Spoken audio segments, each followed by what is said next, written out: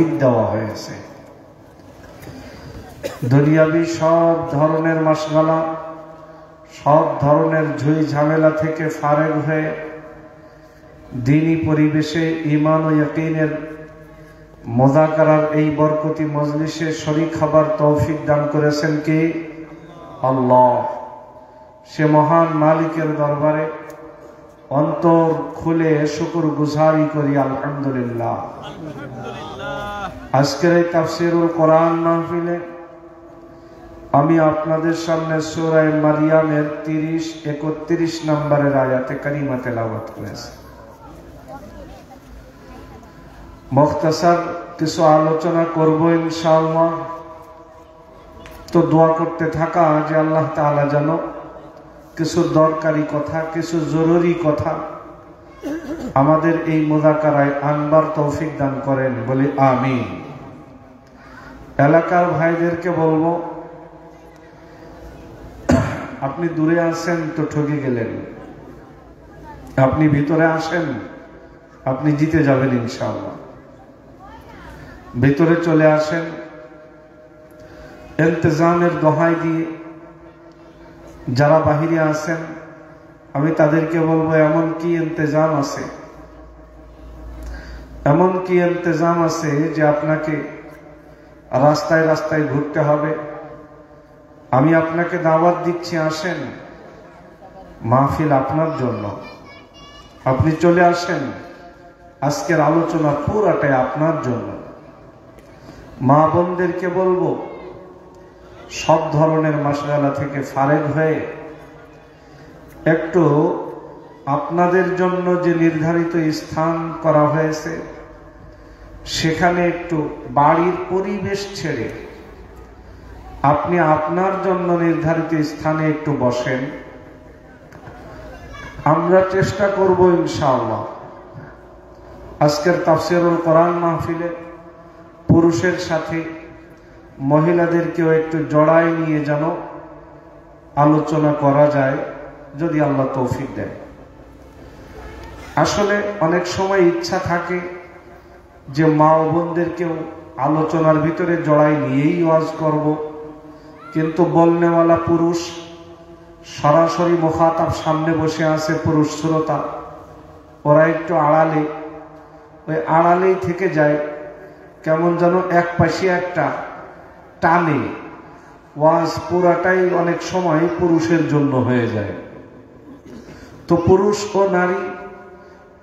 ও নারী অনেক আমলে যেহেতু শরীক, সেই হিসাবে মাহফিলে আলোচনা যেটাই হোক না কেন সেটাই দরকারি, সেটাই কাজের। আমি আজকে এক ঐতিহাসিক আয়াতে কারিমা আপনাদের সামনে তেলাওয়াত করেছি। ঐতিহাসিক আয়াত মানে? হ্যাঁ, আয়াত আসলেই ঐতিহাসিক। তেলাওয়াতকৃত আয়াতে কারিমার ভিতরে রব্বুল আলামিন একটা শিশু বাচ্চার ওয়াজ নকল করেছেন। শিশু বাচ্চা, তার ওয়াজ আল্লাহ তাআলা নকল করেছেন। তিনি ওয়াজ করছিলেন, তিনি কি ওয়াজ করেছিলেন আল্লাহ তাআলা সেই ওয়াজ আমাদের তেলাওয়াতকৃত আয়াতে কারিমার ভিতরে আল্লাহ পাক নকল করেছেন। শিশু বাচ্চা, এখনের যে শিশু বক্তা আমাদের মার্কেটে আছে না, তাই শিশু বক্তা 12 বছরের শিশু বক্তা, ওই 2016 সালেও বয়স 12 বছরের শিশু বক্তা, 2025 সালে এসেও 12 বছরের শিশু বক্তা। বছর পার হয়ে যাচ্ছে, ওর বয়স আর উঠতেছে না। তাই কেন বয়স ওঠে না? তাই বয়স যদি বছরের সাথে বয়সও যদি উঠে যায় তো মার্কেট লো হয়ে যাওয়ার সম্ভাবনা আছে। আর 12-র ভিতরে একটা আকর্ষণ আছে, এই জন্য বছর যতই বাড়ুক না কেন ওর বয়সও 12-র উপরে উঠাবে না। এ জাতীয় কোন শিশু বক্তা না। এরকম না যে সে রেকর্ডিং শুনে এসে ওয়াজ নকল করতেছে, এরকম না যে সে শুনে শুনে অভিজ্ঞতা অর্জন করে নলেজ তৈরি করে এসে নকল করতেছে এমনটা নয়। এক ঐতিহাসিক শিশু বক্তা মুফাসসিরিনে কেরাম লেখেন, বয়স হয়েছিল মাত্র 3 দিন, কোন রাওয়ায়াতে বয়স হলো মাত্র 1 সপ্তাহ, কোন রাওয়ায়াতে বয়স সর্বোচ্চ 40 দিন। একাধিক মতের ভিতরে বেশি বয়সওয়ালা মাস কি মত হলো 40 দিন। যে বাচ্চাটার বয়স 40 দিন, এ বাচ্চা কি বক্তব্য দিতে পারে? এ বাচ্চা কথা বলতে পারে? আরে কথা বলা তো দূরের কথা, ও কাদারও তো স্টাইল আছে, তাই না? এক সময় কাঁদতে হবে, এক সময় হাসতে হবে। 40 দিনের বাচ্চার সে অভিজ্ঞতাটুকু আসে। ও যখন হাসবে তখন আপনি ওকে যত কড়া কথাই বলেন না কেন, ওকে হাসা বন্ধ করে দিবে।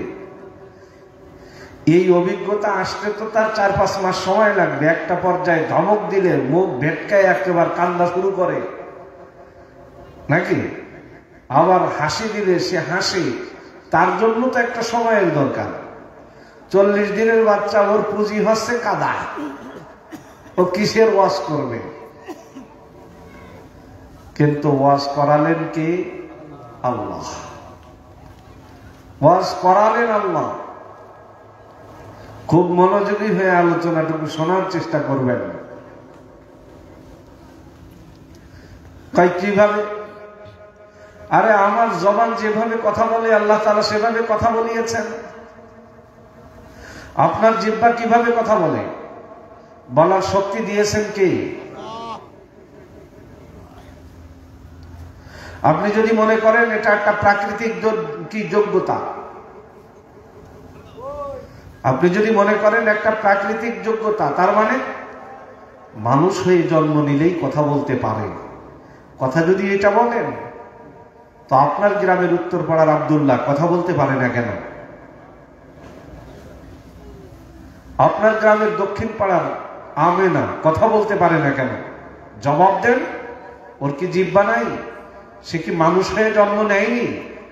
কথা বলতে পারে না কেন? অবশ্যই আপনি জবাব দিবেন, আল্লাহকে তৌফিক দেয়নি তাই। এবার আবার ঘুরে এসে আপনার কাছে জিজ্ঞাসা করি, তাহলে আপনি কথা বলতে পারেন কিভাবে? এখন যদি আপনি জবাব দেন এটা প্রাকৃতিক যোগ্যতা, এ কি মেনে নেওয়া যাবে? সে কথা বলতে পারে না, এক মালিক যোগ্যতা না দেওয়ার কারণে আমি আপনি কথা বলতে পারি, সেই মালিক যোগ্যতা দেওয়ার কারণে নাকি? তো যে মালিক আমার জবানে কথা বলার শক্তি দান করছে, এটা তো একটা অঙ্গ। সে মালিক যদি হাতকে কথা বলার শক্তি দেন, এ হাত কথা বলবে কি বলবে না? কোরআনে সে কথাটাও আল্লাহ নকল করেছেন। আল-ইয়াওমা নাখতিমু আলা আফওয়াহিহিম, আল-ইয়াওমা নাখতিমু আলা আফওয়াহিহিম ওয়া তুকাল্লিমুনা আইদিহিম ওয়া তাশহাদু আরজুলুহুম। আমি আল্লাহ তোমার জবান বন্ধ করে দিব। কারণ এই জবান দিয়ে মিথ্যা কথা বলে বলে মিথ্যা কথা এখন আর বাদে না। কি মিথ্যা কথা বলে বলে এই জবানে মিথ্যা কথা বাদে না। আমি যদি জিজ্ঞাসা করি নামাজ পড়েছো, তুমি বলবা ও আল্লাহ, নামাজ পড়া মানে তাহাজ্জুদও জীবনে ছাড়ি নাই। কারণ মিথ্যা কথা বলতে তো কি আল্লাহ। তো আল্লাহ রাব্বুল আলামিন বলেন, তুমি যে নাফরমানি করেছো, অবশ্যই কোনো না কোনো জায়গা বা কোনো না কোনো অঙ্গ তুমি ব্যবহার করেছো। তুমি যে নাফরমানি করো না কেন, কোনো না কোনো অঙ্গ তুমি ব্যবহার করেছো। আল্লাহ বলেন, তুমি নাফরমানি করেছো যে অঙ্গ দ্বারা, সে অঙ্গ আমি আল্লাহর দরবারে তোমার কৃত কর্মের ব্যাপারে সাক্ষ্য প্রদান করবে। ওয়া তুকাল্লিমুনা আইদিহিম, আমার সাথে কথা বলবে তাদের হাত। ওয়া তাশহাদু আরজুলুহুম, আমার দরবারে সাক্ষ্য প্রদান করবে তাদের পাও। একটা একটা করে সমস্ত বঙ্গ আল্লাহর দরবারে কথা বলা শুরু করবে। দস্তে গুইয়াদো মাঞ্চনে দোষ দিদাম, দস্তে গুইয়াদো মাঞ্চনে দোষ দিদাম, লব্ব গুইয়াদ মাঞ্চনে বসিদাম। চশমে গুইয়াদো, চশমে গুইয়াদ দিদাম সোয়ে হারাম, গোশে গুইয়াদ চিদাম সমরুল কালা। আমার হাত বালেগ হওয়ার পর থেকে মৃত্যু পর্যন্ত যত কর্ম করেছে, ভালো হোক মন্দ হোক, একটা একটা করে আল্লাহর দরবারে বলা শুরু করবে। আমার পাও বলা শুরু করবে, আমার কান বলা শুরু করবে। এই হাতকে বলার শক্তি দান করবেন কে? আল্লাহ। হাতকে বলার শক্তি দান করবেন আল্লাহ। তো বলছিলাম রব্বুল আলামিন শক্তি দান করেছিলেন সদ্য ভূমিষ্ঠ সন্তান, বয়স 3 দিন 1 সপ্তাহ, সর্বোচ্চ 1 মাস কি 41, যেই বয়সে একটা বাচ্চা ঠিকঠাক মতো কাঁদার সময় কাঁদতে জানে না, হাসির সময় হাসতে জানে না। ও যখন কাঁদা শুরু করে, তুমি যত প্রীতির গল্পই শোনাও না কেন, ও কাঁদা বন্ধ করে না। ও যখন হাসি শুরু করে, তুমি যত ধমক দাও না কেন, হাসি বন্ধ করে কাঁদা শুরু করবে না। এতটুকু তমিজ ক্ষমতা যে বাচ্চার ভিতরে নাই, সেই বাচ্চা বয়ান করেন আল্লাহ পাক, সেই বয়ান নকল করেন সূরা মারইয়ামের ভিতরে। বাচ্চা তো সে বাচ্চা নয়, বাচ্চা সে বাচ্চা নয়, জন্ম নিয়েছিল যার পেটে, তার মা হযরতে মারিয়াম। হযরতে মারিয়াম কোরআনে একজন মাত্র মানুষের ব্যাপারে, একজন মাত্র মানুষের ব্যাপারে রব্বুল আলামিন এই শব্দ ব্যক্ত করেছেন, ফাতাকাব্বালাহা। ফাতাকাব্বালাহা, আল্লাহ তাকে কবুল করে নিয়েছিলেন। সুবহানাল্লাহ। রব্বুল আলামিন বলেন হযরতে মারিয়াম সে তো এমন মা যাকে আল্লাহ কবুল করে নিয়েছিলেন। কোন ব্যাপারে কবুল করেছিলেন? কোন ব্যাপারে? কোরআনুল কারীমে সূরা বাকারার ভিতরে, সূরা মারিয়ামের ভিতরে বড় সুন্দর করে আল্লাহ তাআলা বিষয়বস্তুকে উল্লেখ করেছেন। হযরতে মারিয়াম যখন মায়ের পেটে ছিলেন, মারিয়ামের মা আল্লাহর দরবারে হাত তুলে মান্নত করে ফেললো, মানসা করে ফেললো। কি মান্নত করলো? ইদ ক্বালাত ইমরাতু ইমরান, ইদ ক্বালাত ইমরাতু ইমরান রব্বি ইন্নী নাযারতু লাকা মা ফি বাতনি মুহাররারা ফাতাকাব্বালহা মিন্নী ইন্নাকা আনতাস সামিউল আলীম। হযরতে মারিয়াম মায়ের পেটে, মা আল্লাহর দরবারে চুক্তিবদ্ধ হচ্ছে, ওগো আল্লাহ, ইন্নী নাযারতু লাক, আমি তোমার জন্য ওয়াকফ করে দিলাম, আমি তোমার জন্য মান্নত করলাম, মা ফি বাতনি মুহাররারা, আমার পেটে তুমি যে সন্তান রেখেছো, আমি মা এই সন্তানকে তোমার নামে উৎসর্গ করে দিলাম, আমি তোমার নামে উৎসর্গ করে দিলাম। এ সন্তান দুনিয়াতে এসে বড় কিছু হবে, দুনিয়াতে এসে বড় কিছু হবে, আইন কাম করে আমাকে খাওয়াবে, আমার ভবিষ্যতে আমার বংশের বাতি জ্বালাবে, হ্যাঁ, আমার দুর্দিনে সে আমার পাশে দাঁড়াবে। এই জাতীয় দুনিয়াবি কোন কামনার বাসনা আমি মা অন্তরে রাখি নাই। মা ফি বাতনি মুহাররারা, মা ফি বাতনি মুহাররারা, ওগো আল্লাহ, আমার গর্ভে যে তুমি সন্তান দান করেছো, আমার গর্ভের সন্তানকে আমি তোমার জন্য ওয়াকফ করে দিলাম, আমি তোমার নামে মান্যতার মানসা করলাম। ওই সন্তানকে আমি দুনিয়ার কাজে লাগাবো না, আমার সন্তান দুনিয়ায় বড় ডিগ্রিধারী হবে এমনটা আমি চাই না। আমার সন্তান আমাকে অর্থ উপার্জন করে দিবে, আমাকে আরামে রাখবে, আমার দুর্দিনে আমার পাশে আমার ঢাল হয়ে দাঁড়াবে, এটা আমার কামনার বাসনা নয়। আল্লাহ, আমার সন্তানকে আমি তোমার নামে উৎসর্গ করে দিলাম। রব্বুল আলামিন বলেন, উনি শুধু উৎসর্গই করেন নাই, উনি আবার বলেন ফাতাকাব্বাল, ওগো আল্লাহ, মারিয়ামের মা, আল্লাহ আমার গর্ভের সন্তানকে তুমি কবুল করে নাও, আমার গর্ভের সন্তানকে তুমি কবুল করে নাও। সে সময় আল্লাহর জন্য কোনো কেউ যদি তার সন্তানকে উৎসর্গ করত, ওই সন্তানকে দুনিয়াবি কোনো মাসগালায়, দুনিয়াবি কোনো কাজে জড়ানোর ইখতিয়ার ছিল না। ওর জীবন কেটে যাবে আল্লাহ পাকের ঘর বাইতুল মাকদাসের খেদমত করে করে। কোন সন্তানকে যদি আল্লাহর নামে উৎসর্গ করে দেওয়া হয়, ও সন্তান আল্লাহর ঘরের খেদমত করবে, বাইতুল্লাহ শরীফের সেবা খেদমত করবে, বাইতুল্লাহ শরীফে বাইতুল মুকাদ্দাসের ভিতরে ইবাদত আর বন্দেগী করে করে সে তার জীবন পার করবে। এটা ছিল উৎসর্গকৃত সন্তানের বিধান। হযরতে মারিয়াম আল্লাহ যখন কি মান্য করে উৎসর্গকৃত সন্তান, এখন মারিয়ামের মা ব্যস্ত হয়ে গেছে, কবে পেটের সন্তান দুনিয়াতে আসবে আর বড় হবে, ওকে কবে আল্লাহর ঘরের খেদমতের জন্য দিয়ে আসবো। আল্লাহ বলেন ফালাম্মা ওয়াদাআতহা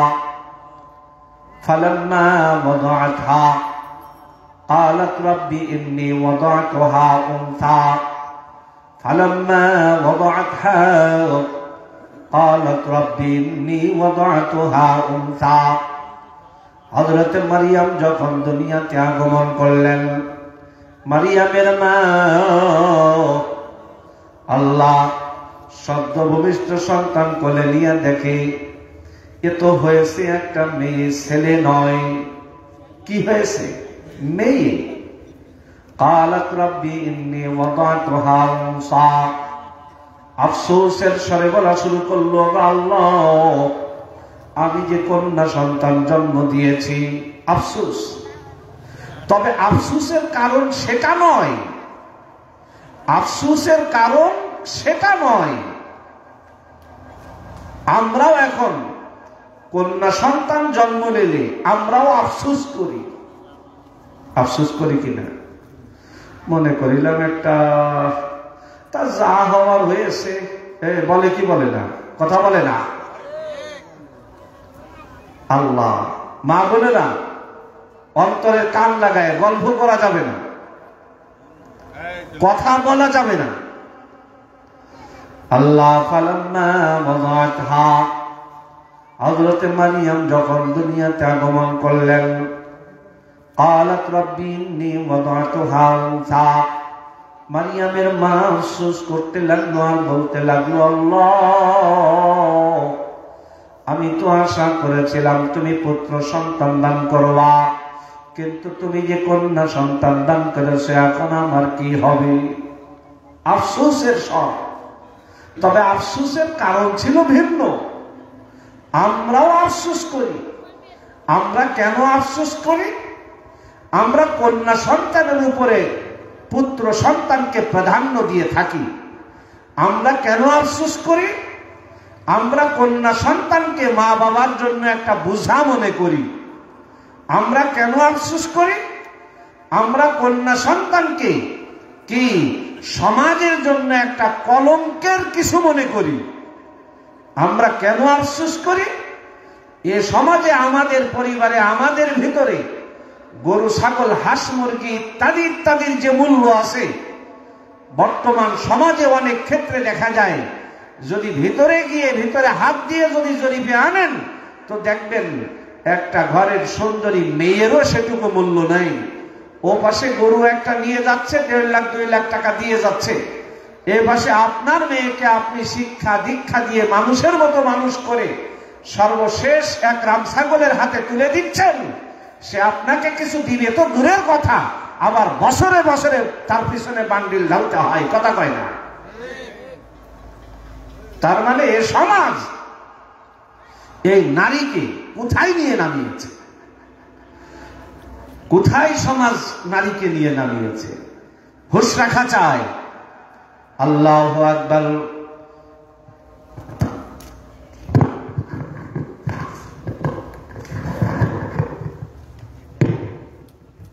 আলহামদুলিল্লাহ, এটা একেবারে বললো ঠিক আছে না, মানে এটা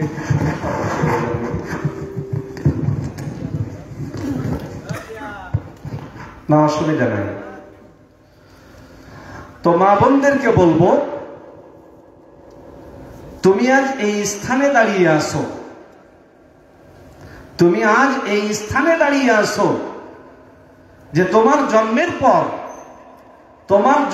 পর তোমার বাবা কিন্তু মুস্কি হাসি দিতে পারে নাই। তুমি এই স্থানে আসো। আর এটা ছিল আইয়ামে জাহেলিয়াতের একটা হালাত। আইয়ামে জাহেলিয়াত, যেদিন কোরআন আসে নাই দুনিয়ায়, সেই দিনের হালাত ছিল এটা। আল্লাহর কোরআন বলেন, وَإِذَا بُشِّرَ أَحَدُهُمْ بِالْأُنثَىٰ ظَلَّ وَجْهُهُ مُسْوَدًّا وَهُوَ كَظِيمٌ।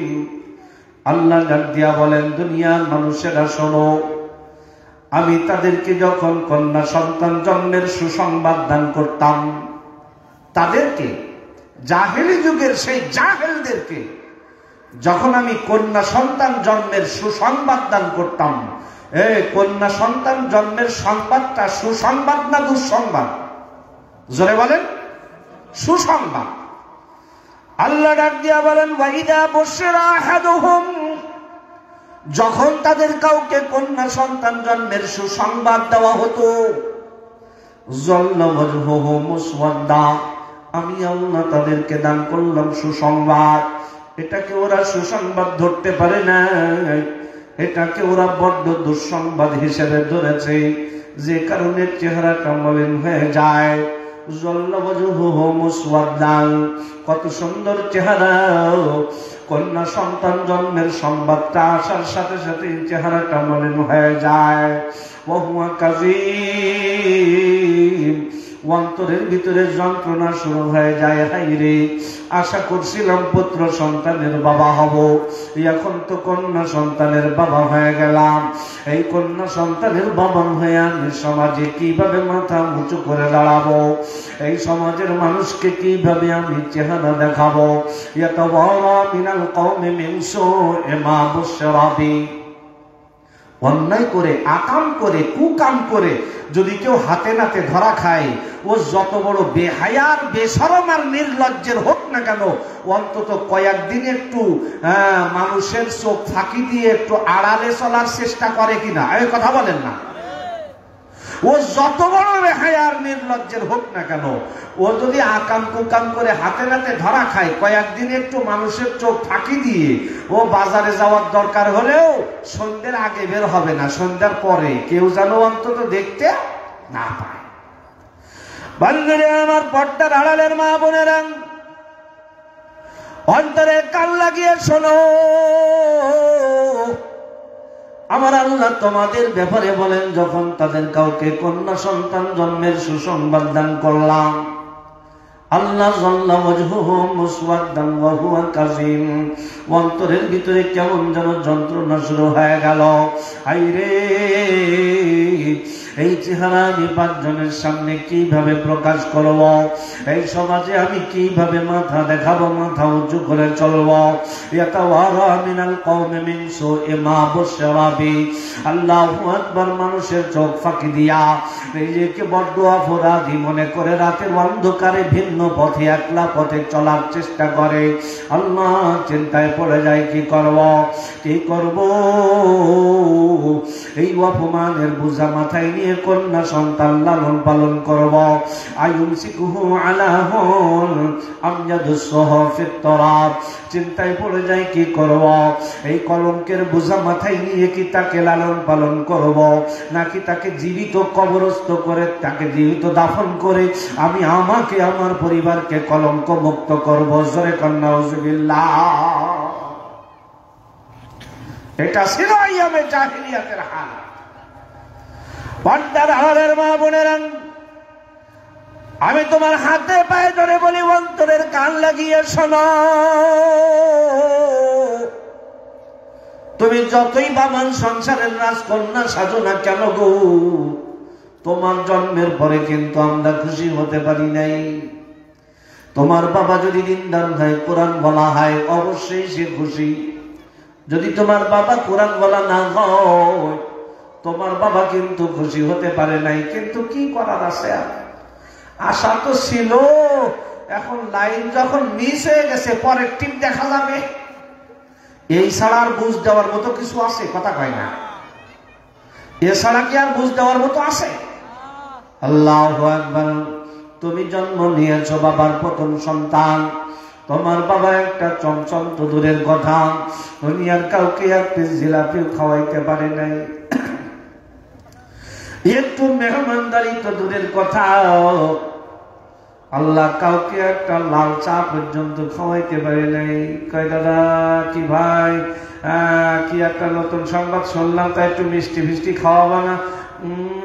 মেয়ে হয়েছে আবার মিষ্টি খাওয়াই দেবে?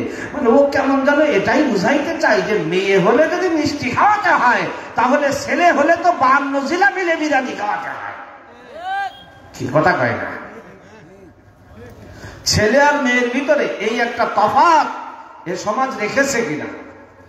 মা বোনেরা আমার, তোমার পরে তোমার মেজ বোন জন্ম নিয়েছে, তোমার বাবার চেহারায় সাথে হাসি নাই। 3 নম্বর পর্যায়ে এসে তোমার ছোট ভাই দুনিয়াতে আসলো। আহারে, বাবা একজনকে বাজারে ফ্লাক্সের দোকানে ফোন করে দেয়, আল্লাহ বড় একটা অফার, 200 টাকা, 250 টাকা, 300 টাকা আমার মোবাইলে ঢোকায় দাও। আর একজনকে বলে আধা মন জিলেপি নিয়ে আসেন, পাশের বাড়িতে সব জায়গায় বিলি করে দাও। ও মা, আল্লাহ তোমার জন্মের পরে তোমার বাবা এই সমাজ কিন্তু খুশি হতে পারে নাই। কেন? তার কারণ হলো তুমি হয়েছো এই সমাজের বোঝা। আমার আল্লাহ ডাক দিয়া বলেন, সমাজের বোঝা হিসেবে আমি বানাই নাই। ইয়া আইয়ুহাল্লাযীনা আমানু লা ইয়াহিল্লু লাকুম আন তারিথুন নিসাআ কারাহা। তুমি যদি ফিরে যাও পিছনের দিকে, তুমি আজ স্লোগান দেওয়া শিখেছো, আমরা এখন হাঁটা শিখেছি, দাঁড়িয়ে থাকবো না, কি দেই না স্লোগান? আমরা এখন সমান অধিকার চাই, আল্লাহর কোরআন বলেন তোদেরকে অগ্রাধিকার দিলাম। কত বড় বেআকল! অগ্রাধিকার নিজের নাম থেকে কেটে নিয়ে চাই কি অধিকার?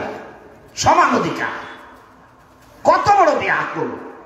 সমান অধিকার নিয়ে পারবে চালাইতে? কথা কয় না। মুয়াজ্জিন সাহেব কয়, জোহরের পরের থেকে আসর পর্যন্ত প্রায় 16-18টা খেজুর গাছ কাটিয়ে এসে আসরের নামাজ পড়লাম। আচ্ছা, এই সমান অধিকারের দায়িত্ব যদি দড়া তোর মাথায় উঠেই দেওয়া হয়, তুই কি কোনোদিন ওই খেজুর গাছের মাথায় ঠেলে নিয়ে মাথায় ভাঙ্গি নিয়ে উঠে রস খেজুর গাছের কপাল কাটিয়ে আইনে রস বের করতে পারবি? আল্লাহ বলেন না, তুই পারবি না। এ দায়িত্ব আমি আল্লাহ তোর ঘাড়ে চাপাই নাই, তোর অগ্রাধিকার। বন্ধুরে আমার, আলোচনা যেহেতু এ পাশে একটু গেল, একটু চলি নাকি? হ্যাঁ, আল্লাহু আকবার।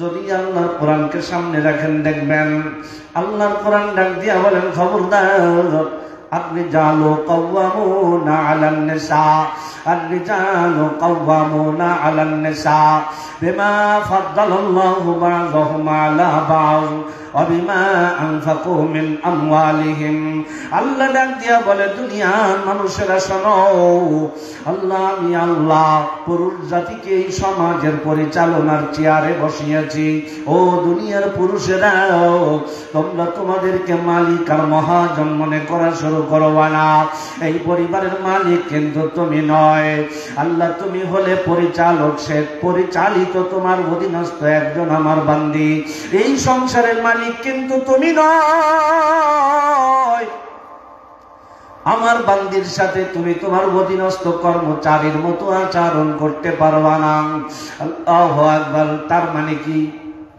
তার মানে হলো আল্লাহ এটা বোঝাতে চায় এই সংসারের মালিক যেমন তুমি এই সংসারের মালিক তেমনই সে আল্লাহ এই জমিনের মালিক যেমন তুমি এই জমিনের মালিক তেমনই সে মালিকানা পাওয়ার তোমার হাতে যেমন আছে মালিকানা পাওয়ার তার হাতেও আমি আল্লাহ দান করেছি তবে দুইজন যদি সমান তালে মালিকানা পাওয়ার দেখাতে যায় শেয়ারে ব্যবসা করে এক গাড়ির মালিক দুইজনে মিলে গাড়ি একটা কিনেছে দুইজনই যদি ওই গাড়ি উপরে দুইজনই যদি ওই ব্যবসা প্রতিষ্ঠানের উপরে সমান তালে মালিকানা পাওয়ার দেখাতে যায় ও প্রতিষ্ঠান কি চলবে কথা বলে না নিয়ম হলো ব্যবসার উন্নতির লক্ষ্যে একজনকে পরিচালক বানিয়ে দিতে হবে তুমি তোমার ইচ্ছা অনুযায়ী ব্যবসা পরিচালনা করো বন্ধুরা আমার ভালো করে খেয়াল করেন আল্লাহ ডাক দিয়ে বলেন আর-রিজালু কাওয়ামুন দুনিয়ার পুরুষ জাতিকে আমি আল্লাহ পরিচালকের চেয়ারে বসিয়েছি মালিকের চেয়ারে নয় তুমি নিজেকে মালিক মনে করে যেমন ইচ্ছা তেমন ব্যবহার করবা আছে কিনা একটা স্বভাব আমাদের এ সংসারে ওর কোনো দখল নাই আমি যা বলবো ও তা মানতে বাধ্য দাসীর মতো আচরণ স্ত্রীদের সাথে করা স্বভাব এক শ্রেণীর পুরুষের আছে কিনা আল্লাহু আকবার বন্ধুরে আমার ভালো করে খেয়াল করেন আল্লাহ এবার যদি মহিলাদের পক্ষ থেকে প্রশ্ন করা হয় হুজুর এই সংসারের মালিক যদি আমরা দুইজন হই তাহলে পুরুষের হাতে পরিচালনার দায়িত্ব কেন দেওয়া হলো এমন একটা প্রশ্ন তাদের পক্ষ থেকে আসতে পারে কথা কয় না আল্লাহ সমান অধিকারের স্লোগান দিয়ে যেমন এই পাশের প্রাইমারি স্কুলের হেডমাস্টার একজন দেখা যায় পুরুষ আল্লাহ 2 কিলোমিটার দূরে আর এক স্কুলের হেডমাস্টার মহিলা তা যদি বলে যে যদি মালিকানা পাওয়ার যদি সমান হয় তাহলে শুধু পুরুষের হাতে পাওয়ার দিয়ে দেওয়া হলো কেন পরিচালকের হয়তো বা বছর বছর ভাগ করে দিত যে 19 সাল থেকে নিয়ে 24 সাল পর্যন্ত পুরুষের মালিকানায় চলবে পরিবার আর 24 থেকে নিয়ে 29 পর্যন্ত এভাবে করে একটা ডেট পর্যায়ক্রমে ক্রমান্বয়ে যদি একটা ভাগ করে দেওয়া হতো তাহলে আমরা মাঝে মধ্যে অন্তত মালিকানার যে পাওয়ারের যে মজা আছে এটা একটু বুঝে নিতাম কি বন্ধুরে আমার ভালো করে খেয়াল করেন আল্লাহ ডাক দিয়া বলেন খবরদার খবরদার না না না আমি আল্লাহ নারীদেরকে পরিচালকের চেয়ারে কেন বসাই নাই ও বান্দি শোনো বিমা ফাদ্দালাল্লাহু বা'দাহুম আলা বা'দ আল্লাহ পরিচালনার জন্য পরিচালক হওয়ার জন্য যেই হাত দরকার যে যোগ্যতা দরকার আমি আল্লাহ কোন নারীকে সে যোগ্যতা দান করি নাই আল্লাহ সংসার পরিচালনা করতে গিয়ে কত কিছুই করতে হয়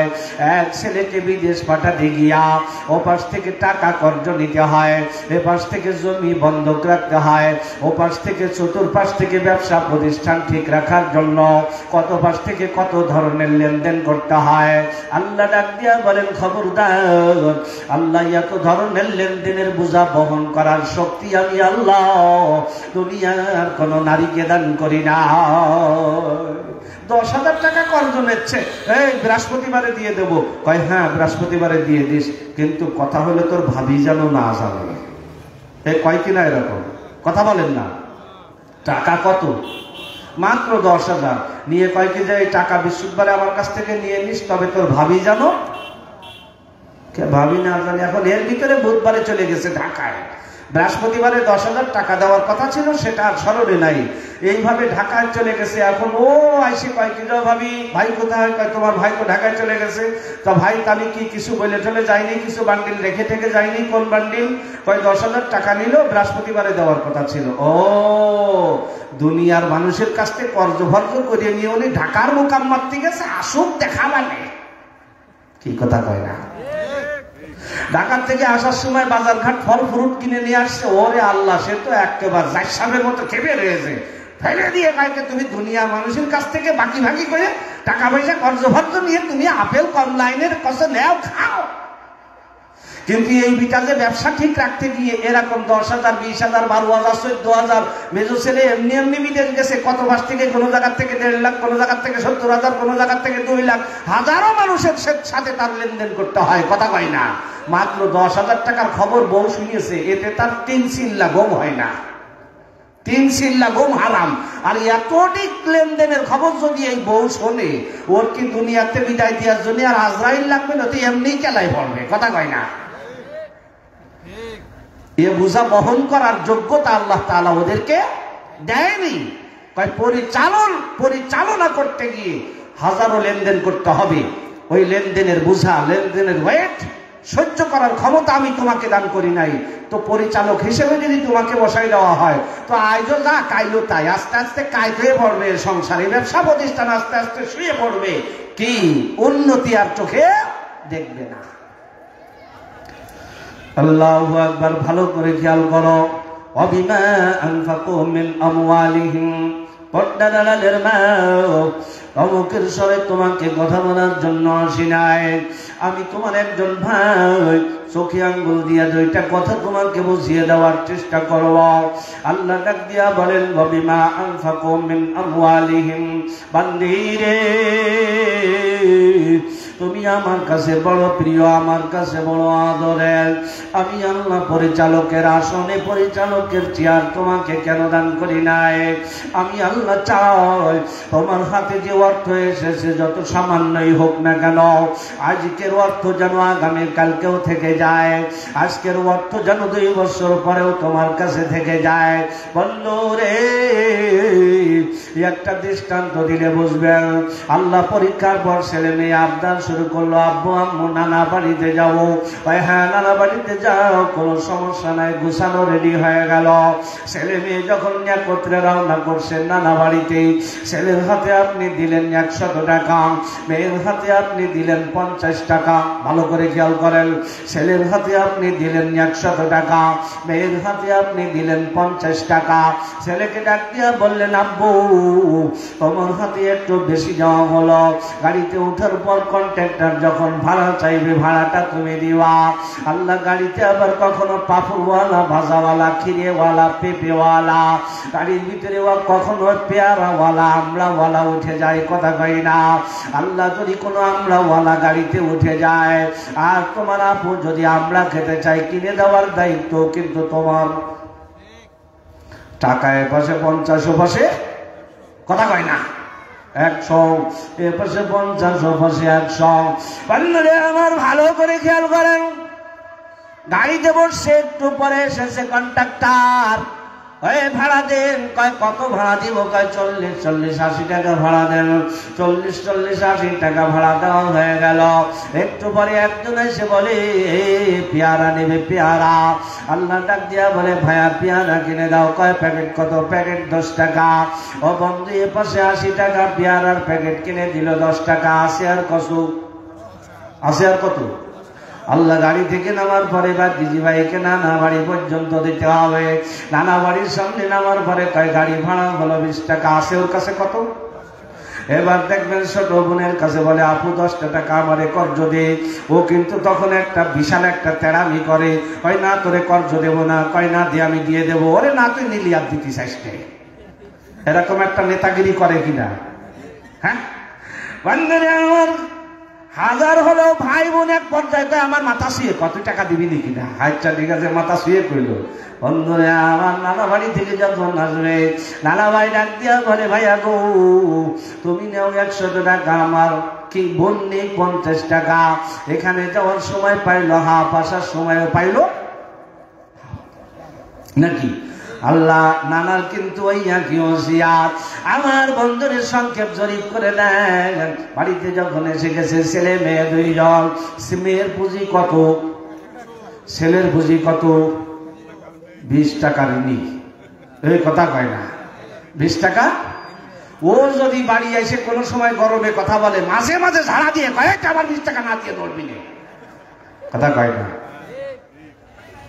আল্লাহ বলেন তোর নামে আমি অর্ধেক বরাদ্দ দিয়েছি, পরিচালকের আসনে তোকে বসাই নাই কেন?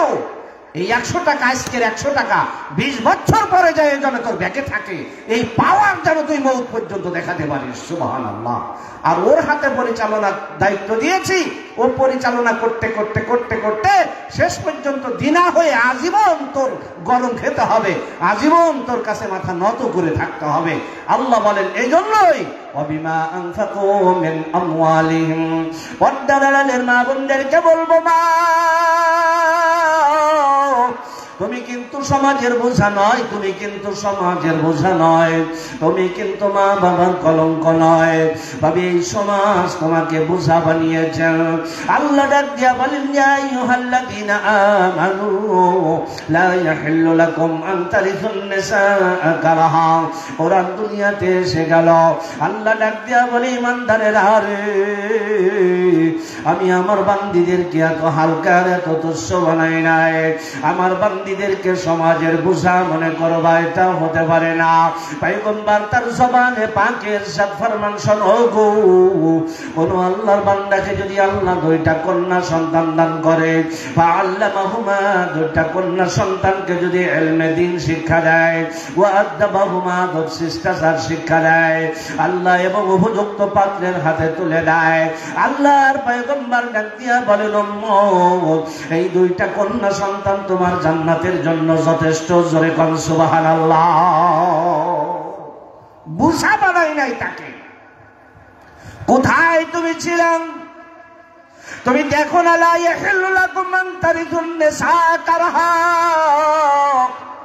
ঘরে ঘরে এখন আয়াতের তাফসীর পাওয়া যায়, ঘরে ঘরে বাংলায় তাফসীর পাওয়া যায়।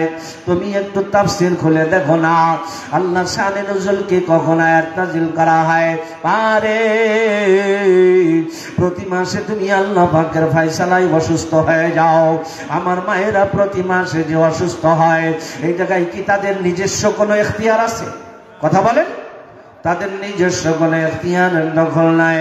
আল্লাহর কোরআন বলেন ওই মুহূর্তে আইয়ামে জাহিলিয়াতে তাদেরকে ঘর থেকে বের করে দেওয়া হতো। ওই মহিলাদেরকে এই অবস্থায় বাসস্থানে রাখতে দেওয়া যাবে না। আল্লাহ হলো সমাজের বোঝা, কলঙ্ক। এই মহিলাকে যদি এই না পাক অবস্থায় ঘরে থাকতে দেওয়া হয়, এই ঘরে আর খয়ের আর বরকত থাকবে না, ঘরে খয়ের আর বরকত থাকবে না। আল্লাহ ঘরের খয়ের আর বরকত রক্ষা করার জন্য ঘর থেকে তারা কোথায় কানাসে, কোথায় সাইগাদা, কোথায় বাসতলা, কোথায় ময়লা আবর্জনার ভিতরে শিয়াল শুয়োর কুত্তার সাথে তোমাকে রাত যাপন করতে হতো। আল্লাহর কোরআন আসলেন বলেন, খবরদার খবরদার হবে না। আমার বান্দীদেরকে আমি এত তুচ্ছ বানাই না। লা ইয়াহিল্লু লাকুম আন তারিসুন নিসা কারাহা। ও মা, ও পাশ থেকে স্লোগান তোমাদেরকে শিখায়া দেয়। আমরা চলা শিখেছি, আমরা দাঁড়িয়ে থাকবো না। আমিও বলি চলো, তোমরা দৌড়ানো শিখেছো দৌড়াও। তবে আল্লাহর কোরআনের গন্ডি পার হয়ে যদি ওপারে চলে যাও, আল্লাহু আকবার, আবার ওই নর্দমায়ার বেইজ্জতির লিপ্ত হবে। কোন ধরনের ইজ্জত তোমরা পাবে না। যদি ইজ্জত পেতে চাও, আল্লাহর কোরআনের ছায়াতলে এসে যাও। বন্ধুরা আমার, তো বলছিলাম হযরতে মারিয়ামের মা চিন্তায় পড়ে গেল, আল্লাহ রব্বি ইন্নী ওয়াদাতুহা উনসা। স্মরণ আছে তো? মারিয়ামের মা আফসোস করতে লাগলো, আল্লাহ আমি কন্যা সন্তান জন্ম দিলাম, ওগো আল্লাহ এই কন্যা সন্তান আমি এখন কি করব? আল্লাহ কন্যাকে জাতির বোঝা, সমাজের বোঝা মনে করে নয়। তাই কারণ হলো আল্লাহ বাইতুল মুকাদ্দাসের খেদমতের জন্য, বাইতুল মুকাদ্দাসের খেদমতের জন্য হযরত জাকারিয়া, যিনি বাইতুল মুকাদ্দাসের তৎকালীন সময়ের মুতাওয়াল্লি ছিলেন, ওই পর্যন্ত কোন নারী নারীকে, কোন মহিলাকে বাইতুল মুকাদ্দাসের খেদমতের জন্য নিয়োগ দেওয়া হয় নাই। আল্লাহ ফালাম্মা ওয়াদাআতহা, মারিয়ামের মা যখন কন্যা সন্তান দেখলো চিন্তায় পড়ে গেল, আহারে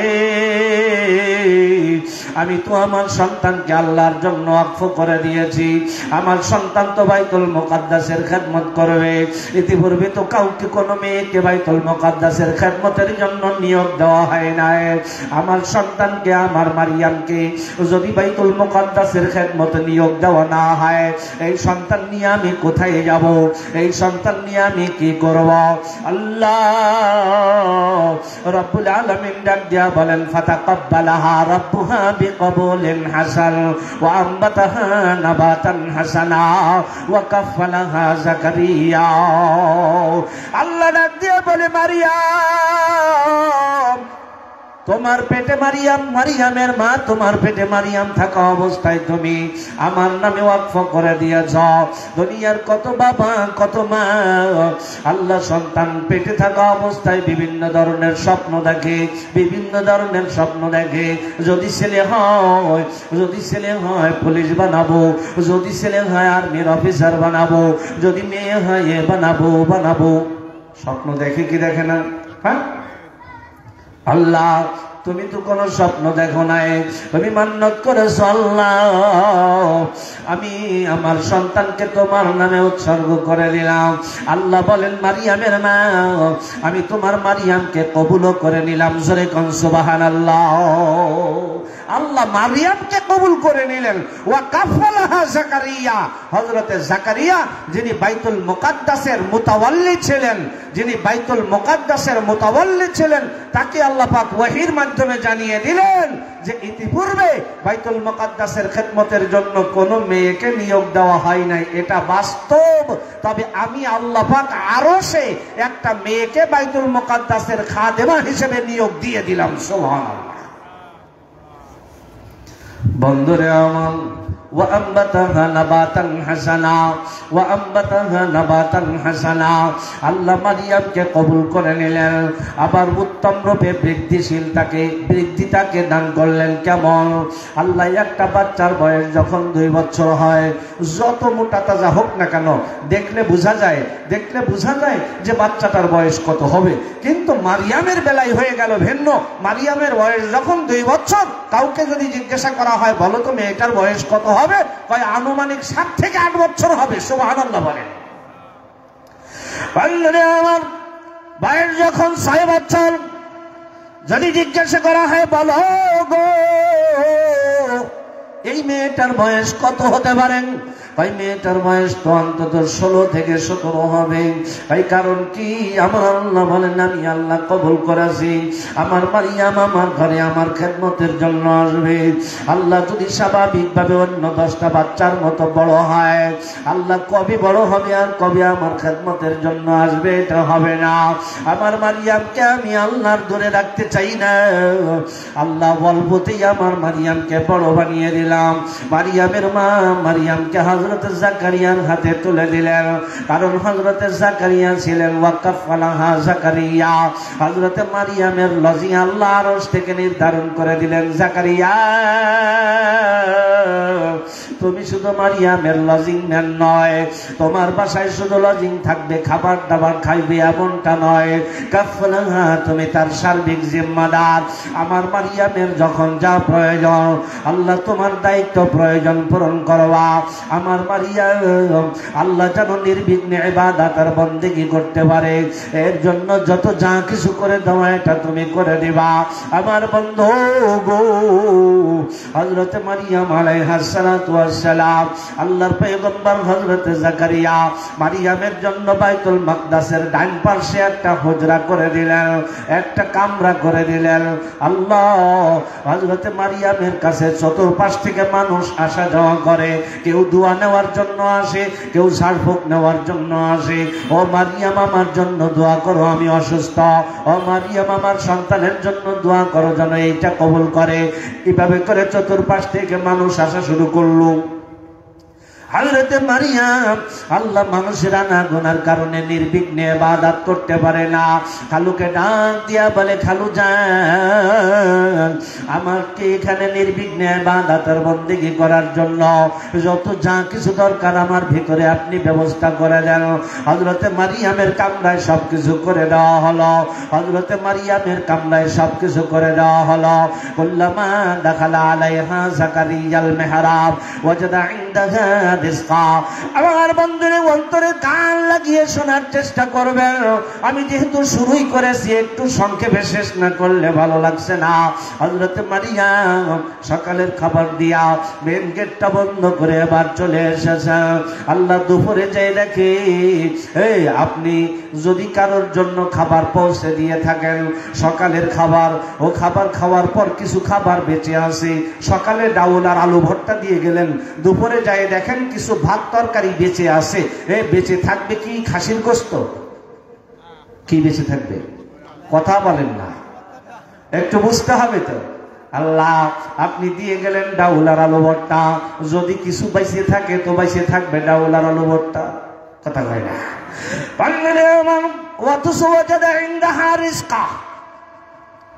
হযরত মারিয়ামের কামরায় এসে দেখে আল্লাহ ভাত আছে, পোলাও আছে, কোরমা আছে, বিরিয়ানি আছে। ওয়াজাদা ইনদাহা রিজকা।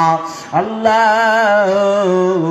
সব সুস্বাদু খাবার দিয়া মারিয়ামের ঘর চতুর্পাশে সাজানো।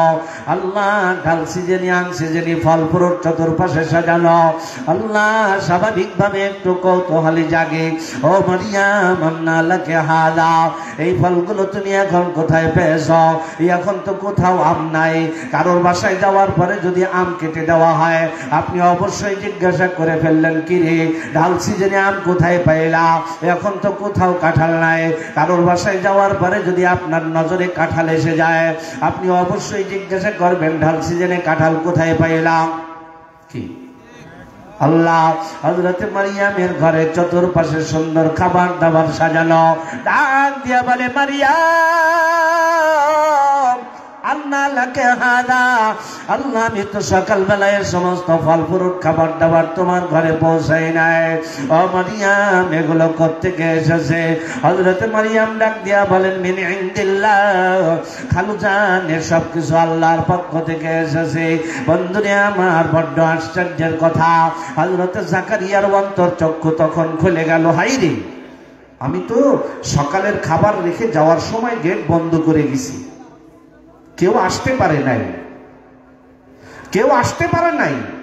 আল্লাহ আবার দেখতেছি এমন কিছু ফল ফ্রুট দ্বারা সাজানো, যেই ফল ফ্রুটের এখন কোন সিজন না, ঢাল সিজন। হযরতে মারি হযরতে জাকারিয়ার অন্তর চক্ষু খুলে গেল। হাই রে, আল্লাহ যদি কাউকে কিছু দিতে চায়, আল্লাহ দরজা বন্ধ থাকলেও দিতে পারে, খোলা থাকলেও দিতে পারে। আমার আল্লাহ পারে কি পারে না? কথা কয় না। বন্ধুরে আমার, হযরতে জাকারিয়ার যে ইতিপূর্বে ইয়াকিন আর বিশ্বাস ছিল না তা কিন্তু নয়। দিতে পারেন কি পারেন না, হযরতে জাকারিয়া ইতিপূর্বে সন্দেহে ছিলেন তা কিন্তু নয়। বন্ধুগণ আমার, হযরতে ইব্রাহিম আলাইহিস সালাতু ওয়াস সালাম দোয়া করেছিলেন, রব্বি আরিনি কাইফা তুহিয়িল মাউতা, ওয়া আল্লাহ একটু আমাকে দেখায় দাও তুমি কিভাবে যে মুর্দাকে জিন্দা করো। আমার আল্লাহ ডাক দিয়া বলে, না ওয়ালাম তুমিন, তুমি দেখবা মানে তুমি কি বিশ্বাস করো না আমি আল্লাহ মুর্দাকে জিন্দা করতে পারি? এ বিশ্বাস কি তোমার নাই? হ্যাঁ অবশ্যই আছে। ওয়ালাকিন লিয়াতমাইন্না কলবি, দেখতে মনে চাই, মাঝে মাঝে মনে খুশা মারে যে যেটা তুমি আখিরাতে দেখাবা ওইটা যদি একটু দুনিয়ায় দেখতে পারতাম। আচ্ছা একটা বার যদি দেখাই দিতে তো খুশা মারা তো বন্ধ হয়ে যেত। কি কথা বোঝেননি? বন্ধুগণ আমার, ভালো করে খেয়াল করেন। আল্লাহ ওয়ালাকিন লিয়াতমাইন্না কলবি, আল্লাহ হযরত জাকারিয়ার অন্তর চক্ষু খুলে গেল।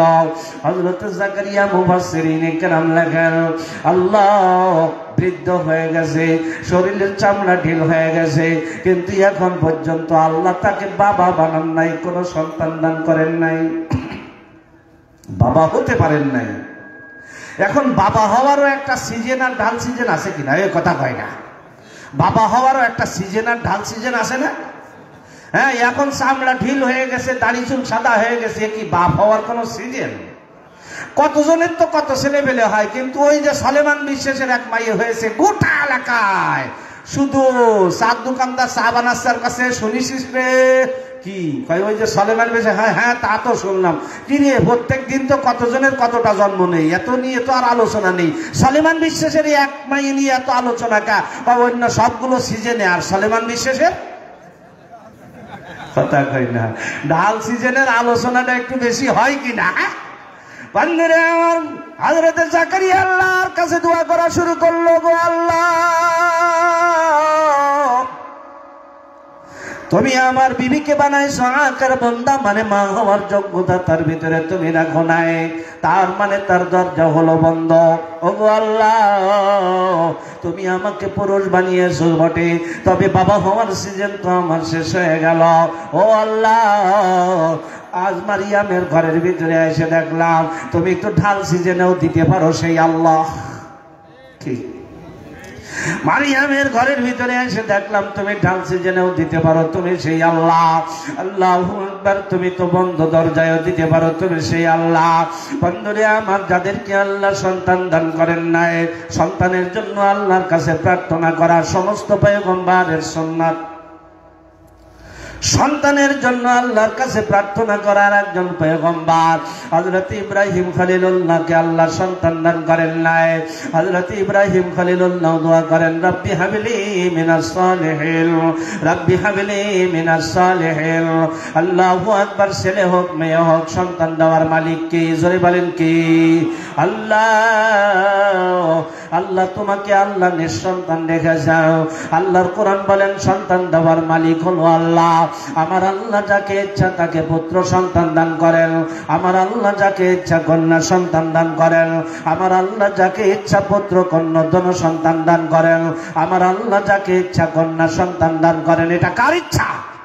বান্দরে আমার, সন্তানের জন্য গয়রুল্লাহর কাছে চাওয়া যাবে? কথা কয় না। গয়রুল্লাহর কাছে কখনো সন্তানের জন্য চাওয়া যাবে না। আমার পর্দার আড়ালের মাদেরকে বলবো, মা, আল্লাহ সন্তানের জন্য গয়রুল্লাহর নামে কখনো মান্যত মানসা করা যাবে? কথা কয় না। কয়েকটা মেয়ে হওয়ার পরে এখন ছেলে দরকার। আল্লাহ কত দোয়া টোয়া করেছে, কিন্তু আর কাজ হচ্ছে না। শেষ পর্যন্ত দরগায় দরবারে মান্যত করিয়েই ফেলে। এ পর্দার আড়ালের মা, আমি তোর একজন দরদি ভাই, তোর ইমান বাঁচানোর জন্য বলছি গো, দরগায় দরবারে বিভিন্ন বটতলায়, এ পুকুর ও পুকুর, এ জায়গায় ও জায়গায় মান্যত মানসা হলো মুসলমানের জন্য শিরকি। মান্যত করার পর যদি তুমি পূরণ করো তো হবে কুফরি। এই জোরে বলেন না ঠিক? বললেন আমার, গয়রুল্লাহর নামে মান্যত আর মানসা। তবে নম্বরপুরের ডান পাশে যে ঈদগাহ আছে, ওর পাশে নাকি এক বুড়ির কবর আছে, ওই জায়গায় মান্যত করলে সুন্নাত আদায় হবে। কথা কয় না। আস্তাগফিরুল্লাহ, আস্তাগফিরুল্লাহ। আল্লাহ মারে, বিশেষ করে তোমাদেরকে, হ্যাঁ আচ্ছা, ওরা কি শুনতেছে? এই যে ওদের জন্য এত কাঁদতেছি, ওরা কি শুনতেছে? আসলে আমার মনে হচ্ছে লাগাই দিয়ে ওরা গল্পে আছে। আল্লাহ হেফাজত করুক। শোনো, শিরক, গয়রুল্লাহর নামে মান্যত। বন্ধুরে আমার, এ পাশে কোন পুকুর আছে না, কি কোন দিঘি, কি দিঘি কয়? আল্লাহ যে দিঘি হোক না কেন, কোন দরগায় দরবারে মান্যত আর মানসা হলো শিরক। মান্যত যদি পূরণ করো তো হবে কুফরি। মনে রাখবা, মান্যত যদি কেউ করেই ফেলো, এখন আজকের পরে ওই মান্যত পূরণ করতে পারবা না। মান্যত করেছো, শিরকি করে ফেলেছো, তওবা করো। মান্যত পূরণ করতে গেলে হবে কুফরি। এবার যদি বলো যে হুজুর আমি তো মান্যত করিয়েই ফেলেছি, মান্যত পূরণ না করলে যদি ক্ষতি হয়, আরে ক্ষতি হলে তো সেই হুজুরের হওয়ার কথা যে হুজুর পূরণ না করার ওয়াজ করে গেল। কি, যে হুজুর এটা কুফরি ফতোয়া দিয়ে গেল, ক্ষতি হলে সেই হুজুরের হওয়ার কথা। ক্ষতি যত যা আছে সব হুজুরের আমল নামায় ট্রান্সফার করে দিবা। খবরদার, এই শিরকি মান্যত পূরণ করে তুমি কুফরি কাজ করতে পারবা না। বললেন আমার ভাই, তাহলে হুজুর মান্যত মানসা কি করা যাবে না? মান্নত মানুষ অবশ্যই করা যাবে। আরে মান্নত কাকে বলা হয় সহজে বুঝে নেন, আল্লাহর সাথে একটা চুক্তিবদ্ধ হওয়া। ও আল্লাহ, তুমি যদি আমাকে এইটা দাও, মানে এই মুহূর্তে আমার সব থেকে বেশি দরকার, আমি অসুস্থ, আল্লাহ তুমি যদি আমাকে সুস্থ করে দাও আমি তোমাকে দিব। আল্লাহ সন্তানকে বিদেশ পাঠানোর জন্য টাকা জমা দিয়েছ, এই মুহূর্তে ওই বাবার জন্য সব থেকে বেশি দরকার সন্তানকে সহি সালামতে বিদেশ পাঠিয়ে দেওয়া। আল্লাহর কাছে চুক্তি করো, আল্লাহ আমার সন্তান যদি সহি সালামতে বিদেশ পৌঁছে যায় আমি তোমাকে ওইটা দিব। তুমি তো তোমার সব থেকে দরকারিটা চাইবা, এইবার তুমি আল্লাহকে একটা দেওয়ার চুক্তি যদি করো তার নাম হলো মান্নত। এবার আল্লাহকে তুমি দেওয়ার চুক্তি করো, কি চুক্তি করবা, আল্লাহকে কি দিতে চাইবা, যেটা দিলে যেটা পেলে আমার আল্লাহ খুশি হয়, যেটা তুমি আল্লাহকে দিলে আল্লাহ খুশি হয়। এখন তুমি কি মুরগি দিবা, তুমি কি মরগ দিবা, তুমি কি খাসি দিবা, এতে আল্লাহ খুশি হয় না বন্ধু না। মুসলমানের নামাজের সেজদায় আল্লাহ খুশি হয়, মুসলমানের রোজায় আল্লাহ খুশি হয়। মান্নত যদি করতে হয়, আল্লাহ তুমি যদি আমার সন্তানকে সুস্থ করে দাও আমি 10 রাকাত নফল নামাজ পড়বো। সুবহানাল্লাহ। মান্নত করার সহি পদ্ধতি বুঝছেন তো? আল্লাহ পর্দার আড়ালের মা বোনেরা, এমন কাজ করা যাবে না। আল্লাহ সন্তান দেওয়ার মালিক হলো আল্লাহ। হুনালিকা দাআ যাকারিয়া রাব্বাহু, হযরত যাকারিয়া আল্লাহর কাছে দোয়া করা শুরু করলো, গো আল্লাহ, আল্লাহ তুমি আমাকে একটা নেককার সন্তান তুমি দান করো। আল্লাহু আকবার। বন্ধুরে আমার, আমি লম্বা চওড়া আলোচনার দিকে যাব না, প্রধান অতিথি চলে এসেছে। আল্লাহ ওয়াযকুর ফিল কিতাবে মারইয়াম ইদিন তাবাদাত মিন আহলিহা মাকানান শারকিয়া। হযরত মারইয়াম সেখানে ইবাদত বندگی করে, সেখানে ইবাদত আর বندگی করে, কিন্তু এই ইবাদত আর বندگی করে কেমন যেন একটা তৃপ্তি নাই। আল্লাহ তৃপ্তি সহকারী একানিষ্ঠ নির্জনে ইবাদত করার জন্য অন্য এমন মত পাওয়া যায় গোসল করার জন্য। হযরত মারইয়াম সেখান থেকে বের হয়ে আসেন, পূর্ব দিকে এক নির্জন কক্ষে এক জায়গায় হযরত মারইয়াম বসে বসে ইবাদত করতেছেন। পর্দা দিয়ে ঘিরে রেখে হযরত মারইয়াম সেখানে ইবাদত করতেছেন। আল্লাহ ডাক দিয়া বলেন, ফারসালনা ইলাইহা রূহানা ফাতামাসসালা লাহা বাশারান সাবিয়া। আমার আল্লাহ ডাক দিয়া বলেন, যেই জায়গায় মারইয়াম ইবাদত আর বندگিতে আছে ওই জায়গায় আমি আল্লাহ আমার হযরত জিবরাইলকে পাঠিয়ে দিলাম। হযরত জিবরাইল এক নওজোয়ান যুবকের সুরাত ধারণ করে হযরত মারইয়ামের কামরার ভিতরে ঢুকে গেলেন। قالت إني أعوذ بالرحمن منك إن كنت تقيا। আল্লাহু আকবার। হযরত মারইয়াম যখন আল্লাহ এক ওয়াচিনা ওয়াজানা এক যুবককে নিজের নির্জন কামরার ভিতরে যখন দেখলেন, ডাক দিয়া বলে, ভয়ে থরথর করে কাঁপা শুরু হয়ে গেছে। ইন্নী আউযু বিররহমানি মিনকা, ও যুবক আমি আল্লাহর আশ্রয় চাই। আল্লাহ ইন কুনতা তাকিয়া, যদি তুমি আসলে তোমার দিলে যদি আল্লাহ পাকের ভয় থাকে, ওরে যুবক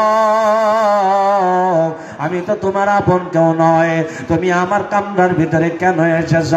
হযরত জিবরাইল আমিন এবার নিজের পরিচয়টা খুলে বলেন, মারইয়াম আমি দুনিয়ার কোন পুরুষ নয়, আমি হলাম স্বয়ং জিবরাইল আলাইহিস সালাতু ওয়াস সালাম। কেন তুমি এসেছো? আল্লাহু আকবার।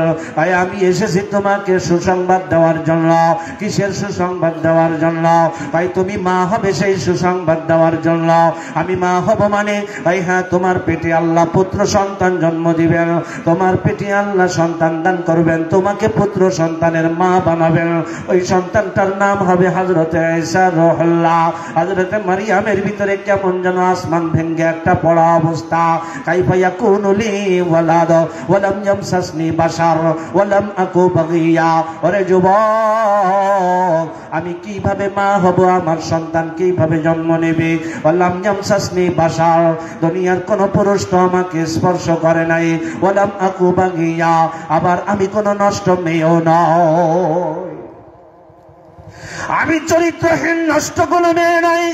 দুনিয়ার কোন পুরুষ আমাকে স্পর্শ করে নাই। আমি কিভাবে আবার মা হব গো। হযরত জিবরাইল আমিনের কথোপকথন এক পর্যায়ে আল্লাহর কোরআনে লম্বা ঘটনা। মারিয়ামের আসল বাবন্নার কোনা ধরে একটু উঁচু করলেন, একটা ফুৎকার মারলেন। হযরত মারিয়াম বলেন, আমি অনুভব করলাম আমার শরীরে একটা কিছু ঢুকে গেছে। আল্লাহু আকবার। বেশ কিছুদিন পর যখন প্রসব বেদনা শুরু হলো, বাইতুল মাকদাস থেকে পূর্ব দিকে রওনা করলেন। 12 কিলোমিটার দূরে এক নির্জনে গিয়ে হযরতে মারিয়াম বসে আছেন। হযরতে ঈসা রূহুল্লাহ দুনিয়াতে আগমন করলেন। বন্ধু, আল্লাহ 2 দিন সেখানে অবস্থান করে এরপরে হযরতে মারিয়াম নিজের কোলের সন্তানকে নিয়ে 3য় দিন আবার নিজের খানকায় নিজের হুজরায় ফিরে আসলেন। আল্লাহ আসার সময় চিন্তা, ওগো আল্লাহ, তুমি যে তোমার কুদরত জাহির করেছো আমার ভিতরে, এটা তো তুমি জানো আর আমি জানি। আল্লাহ ডাইনে বামে যারা আছে ওরা তো কেউ জানে না, ওরা তো কেউ জানে না। যখন আমি আমার কামরায় যাব, বাবার পরিচয় জিজ্ঞাসা করবে, আমি কি জবাব দিব? আমার আল্লাহ ডাক দিয়া বলেন, তখন তুমি বলবা ইন্নী নাযারতু লির-রাহমানিস সাওমা, আমি আল্লাহকে রাজি আর খুশি করার জন্য মান্নত করেছি, মানসা করেছি, রোজার মান্নত করেছি। ফালান নুকাল্লিমাল ইয়াওমা ইনসিয়া, আমি আজ কারোর সাথে কথা বলবো না, আজ কারোর সাথে কথা বলবো না। আল্লাহ পাকি ফয়সালা আমি আল্লাহ পাক করব। 3 দিনের বাচ্চাকে কোলে নিয়ে নিজের কামরায় আসলেন। চতুর্পাশ থেকে সবাই এসে যখন ঘিরে ধরলো, ও মারিয়াম এখানে বসে ইবাদতের বন্দেগী করতা, আর এইভাবে আকাম কুকাম করে আবার মা জন্ম মা হয়েছ। আল্লাহ যদি তুমি সতী হয়ে থাকো, বাচ্চার পরিচয় দাও। তোমার এই বাচ্চার পরিচয়টা দাও, এর বাবাকে। আল্লাহু আকবার। হযরত মারিয়াম এবার একটা পর্যায়ে ভালো করে খেয়াল করেন, আমার দিকে তাকান। কোলে আছে হযরত ঈসা রূহুল্লাহ। ফাআশারাত ইলাইহি, ডাক দিয়ে কথা তো বলা যাবে না। আল্লাহ কেমন যেন বলতে চায়, তোমরা আমার দিকে অপবাদের আঙ্গুল উঁচু করতেছ, এই কোলের বাচ্চার কারণে। এটাই তো তার বাবার পরিচয় তোমরা জানতে চাও। ফাআশারাত ইলাইহি, আমি মা, এই সন্তান কোত্থেকে পেলাম, সন্তানের কাছে জিজ্ঞাসা করো না। কালু, তারা বলে উঠল, কাইফা নুকাল্লিমু মান কানা ফিল মাহদি সাবিয়া, আল্লাহ দোলনার বাচ্চা যে ভালো করে স্টাইল করে কাটতেও জানে না, এই বাচ্চার সাথে আমরা আবার কিভাবে কথা বলবো? আল্লাহু আকবার। বন্ধু, আল্লাহ সদ্য ভূমিষ্ঠ 3 দিনের বাচ্চা মায়ের কোলে একটা মুড়া মেরে মাথাটা উঁচু করে দাঁড়ালেন। আল্লাহু আকবার। আর বলে উঠলেন, কাল ইন্নী আবদুল্লাহ। 3 দিনের বাচ্চা এবার ওয়াজ করা শুরু করলেন, আমি হলাম আল্লাহর বান্দা। এ দুনিয়ার মানুষ, আমাকে কেন্দ্র করে আমার বাবা মায়ের দিকে তোমরা আল্লাহ অপবাদের আঙ্গুল উঁচু করছো। শোনো গো, আমার মা তো সেই মা, আমার মা তো সেই মা যে মা আমার নানির পেটে থাকা অবস্থায় আরশের মালিক আল্লাহ ঘোষণা করেছিলেন, ফাতাকাব্বালাহা রাব্বুহা বিকবুলিন হাসান ওয়া আমবাতাহা নাবাতান হাসানা। আমার মা তো অন্য 10 জন মায়ের মতো মা নয়, আমি অন্য 10 জন সন্তানের মতো সন্তান নয়। কিয়ামত পর্যন্ত আনেওয়ালা উম্মতের সামনে আল্লাহ পাক তার একটা প্রাইভেট কুদরত জাহির করতে চেয়েছিল। হ্যাঁ, তো প্রাইভেট কুদরতটাকে যে আল্লাহ তাআলা কোন পুরুষের সঙ্গ ছাড়া তিনি যে মানবকে সন্তান জন্ম দিতে পারেন, এই কুদরত আল্লাহ পাক আমার মায়ের মাধ্যমে জাহির করেছেন। বন্ধুরা আমার, এরপরে তিনি ওয়াজটা কি করলেন, আউসানি বিসসালাতি, আমার আল্লাহ আমাকে ওসিয়াত করেছেন নামাজের ব্যাপারে। একটু জবান খুলে জিকির করি, লা ইলাহা ইল্লাল্লাহ।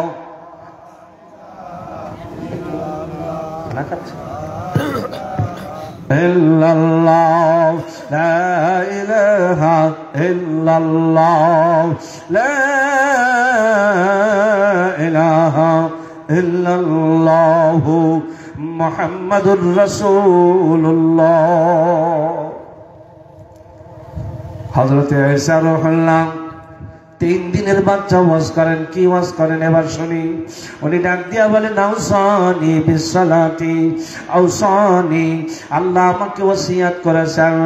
নসিহাত আর ওসিয়াত দুটোটাই কিন্তু উপদেশ, তাই না? একটা হলো ওসিয়াত আর একটা হলো নসিহাত, দুটোটাই উপদেশ। ওজন বেশি কোনটার? ওজন বেশি কোনটার, নসিহাতের না ওসিয়াতের? বললেন আমার বাবা জীবনে কত নসিহাত করলো, কোনোটা মানি কোনোটা মানি না, কিন্তু বাবার শেষ ওসিয়াতটা যে কোনো ভাবে মানার চেষ্টা করি কি করি না? কথা বলে না। নসিহাতের তুলনায় ওসিয়াতের নামটা একটু বেশি হয়। এই জন্য ছোট্ট মাসুম শিশু বক্তা নসিহাত শব্দ ব্যক্ত করেন না, ওসিয়াত ব্যক্ত করেছেন। তার মানে হলো দুনিয়ার মানুষকে বুঝিয়ে দিতে চায়, ও দুনিয়ার মানুষ, এই নামাজের বিধানটা কোনো এমন বিধান নয় মনে চাইলে তুমি মানবা, মনে না চাইলে মানবা না, এমন কোনো বিধান নয়। নামাজের বিধান এমন কোনো বিধান নয় যে তোমার যখন মনে চাইবে তুমি সালাত আদায় করবা, যখন তুমি পারবা না নামাজ তরক করবে, এমন কোনো বিধান নাই। আল্লাহ যদি জিজ্ঞাসা করা হয় নামাজ কালাম আদায় করো কিনা, আমার এই প্যান্ডেলের ভিতরে এমনও ভাই পাওয়া যাবে কেবলমাত্র জুমার নামাজ আদায় করে নিজেকে মুসল্লি সাজাতে চাই। কথা ঠিক কিনা? আমি আমার জুমার নামাজের মুসল্লি ভাইদেরকে বলবো, ভাই আল্লাহ জুমার নামাজ পড়েও নামাজি হতে পারবা না। আল্লাহ জাহান্নামীরা জাহান্নামে বসে যে স্বীকারোক্তি দিবেন, তার ভিতরে জাহান্নামীরা স্পষ্ট বলবে কলু লাম নাকু মিনাল মুসাল্লিন। ও ভাই দুনিয়ার জীবনে আমরা মুসল্লি ছিলাম না। আমি আমার বেনামাজি ভাইদেরকে বলবো, ভাই পর্দার আড়ালের বেনামাজি মা বোনদেরকে বলবো, আমি যদি একজন মুমিন হয়ে থাকি, আল্লাহ মুহাদ্দিসিনে কেরাম লেখেন একজন মুমিন মুসলমানের সর্বপ্রথম যে আমলের দিকে ধাবিত হতে হবে সেটা হলো নামাজ। বন্ধুরে আমার, নব মুসলিম সাহাবী সবে মাত্র ঈমান গ্রহণ করছে, পয়গম্বরের সামনে দাঁড়িয়ে গেলেন, ওগো আল্লাহর নবী, এখন আমি কি আমল করব, আমাকে আমলের কথা বলে দেন। আল্লাহর পয়গম্বর ডাক দিয়া বলেন, যাও মসজিদে নববীতে যাও। ওগো পয়গম্বর, মসজিদে নববীতে গিয়ে কি করব? কয় সালাত আদায় করো, নামাজ আদায় করো। নব মুসলিম সাহাবী এবার ডাক দিয়া বলেন, নবীজি কেমন নামাজ আদায় করতে হয় তা জানা নাই। নবীজি আমার ডাক দিয়া বলেন, যাও না, পুরাতন মুসলমান যারা আছে, নামাজের ইলম যাদের কাছে আছে, ওরা যেভাবে দাঁড়িয়েছে তুমি সেভাবে দাঁড়াও, ওরা যেভাবে রুকু করছে সেভাবে রুকু করো, ওরা যেভাবে সিজদা করছে সেভাবে সিজদা করো। কামা ইয়াকুমুন ওয়ারকা কামা ইয়ারকুউন ওয়াসজুদ কামা ইয়াসজুদুন। মুহাদ্দিসিনে কেরাম লেখেন, হাদিস প্রমাণ করে, ও মুসলমানের সন্তান, তুমি যে মুসলমান তার প্রমাণ দিতে হবে দৈনিক 5টা বার আল্লাহর ডাকে লাব্বাইক বলে। আমার বন্ধুরা, দৈনিক 5টা বার মসজিদ থেকে ডাক দেওয়া হয় হাইয়া আলাস সালাহ। আল্লাহ মনে করি মুয়াজ্জিন ডাক দেয় বেনামাজি মা, অনেক মা বলে ফেলো ওই যে মুয়াজ্জিন ডাক দিয়ে দেছে, ওই যে মুয়াজ্জিন ডাক দিয়ে দেছে। না না না, এই ডাকটা কিন্তু মসজিদের মুয়াজ্জিনের নয়। তুমি আমি বড্ড ভুল বুঝেছি, মসজিদের ডাকটা মুয়াজ্জিনের পক্ষ থেকে নয়। আল্লাহ যদি বলেন হুজুর ডাকটা কার পক্ষ থেকে, আমি আপনাদেরকে মুসনাদে আহমদের রওয়ায়াত শোনায়। আল্লাহর পয়গম্বর ডাক দিয়া বলেন, আল্লাহ বেনামাজির দল জাহান্নামের আযাব ভোগ করতে করতে হাজার হাজার বছর ভোগ করবে। আল্লাহ 50,000 বছরের কাছাকাছি সময় হয়ে যাবে।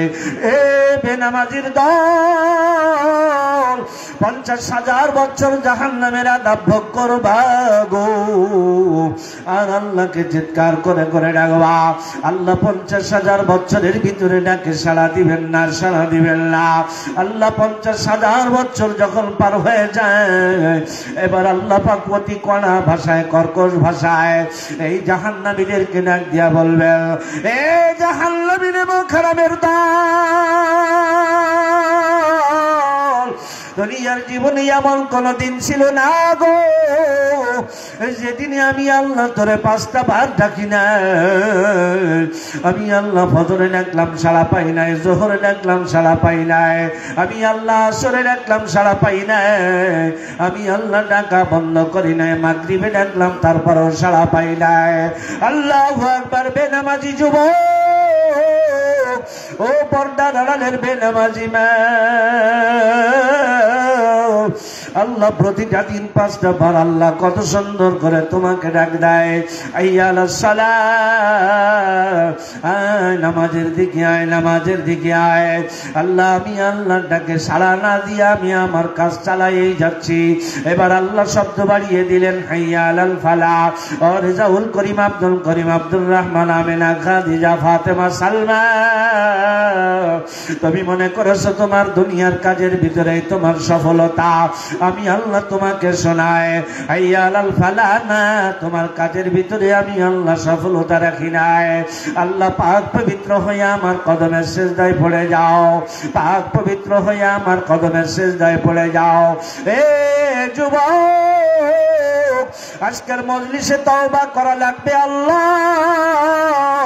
এই এতদিন মনে করতাম মসজিদ থেকে মুয়াজ্জিন ডাক দেয়, আজ যখন বুঝলাম এই ডাকটা মূলত মুয়াজ্জিনের ডাক নয়, এই ডাকটা মূলত তুমি ডেকেছ। আহারে, আমি একজন উস্তাদ আমার ছাত্রকে যদি একবার ডাক দেয় নাম ধরে আব্দুল্লাহ, ওই আব্দুল্লাহ যদি আমার ডাকে সাড়া দিয়ে সাথে সাথে আমার সামনে না আসে, আমার দিলে এত ব্যথা লাগে, এমন যেন আমার কলিজাটা, আমার দিলটা যেন চূর্ণ বিচূর্ণ হয়ে যায়। কেন আমার দিলটা চূর্ণ বিচূর্ণ হবে? ওই আব্দুল্লাহর উপরে আমার কতটুকু দখল আছে? আব্দুল্লাহ আমার বান্দা নয়, আমি তো আব্দুল্লাহর মালিক নয়, কথা কই না? আরে এমন কোন দিন নয় তোমার মালিক, আমার মালিক 5টা বার তোমাকে আমাকে ডাকে না। এ বেনামাজির দল, আল্লাহর ডাকে আর কত বৃদ্ধাঙ্গুলি দেখাইবা গো? আজকের মজলিসে তওবা করা লাগবে। আল্লাহ আমি নিয়ত করলাম আল্লাহ তোমার কুদরতি আত্মায় আর কষ্ট দিব না। ও দোকানদার বন্ধু গো, আল্লাহ ব্যবসা করতেছ বস্তি দিয়ে এসে গেল দাওয়াত, হাইয়া আলাস সালাহ।